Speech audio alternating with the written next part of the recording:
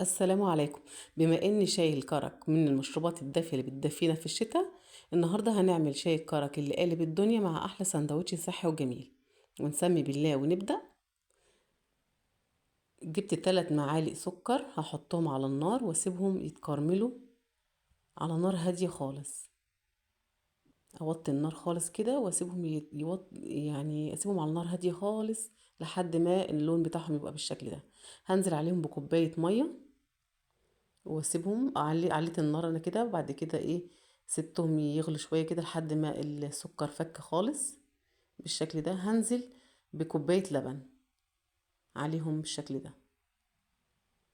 بعد كده هجيب ربع معلقه جنزبيل وعود قرفه متكسر عندي وخمس حبات حبهان وخمس حبات قرنفل واحطهم كده اهو. وهحط كمان عليهم معلقه لبن بودر كبيره. وبعد كده هحط معلقه شاي كبيره واسيبهم واقلبهم يعني واسيبهم على النار هاديه شويه كده لحد ما يغلي.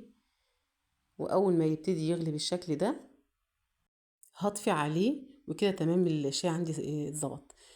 فاكرين عيش العدس اللي عملته معاكم؟ هاخد منه نص رغيف كده اهوت واحطه في الميكرويف دقيقه ونص.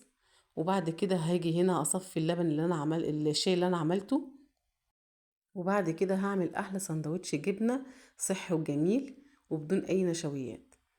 احط فلفل الوان واحط خيار ويبقى بالشكل الجميل دوت. وهصب الشاي بالشكل ده. وكده عندي الفطار الجميل بتاعي مع شاي الكرك، حاجة كده تحفة جدا.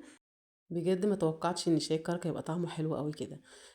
لو عجبتكم طريقتي ما تنسوش تعملوا لايك وتشتركوا في قناتي. مع السلامة.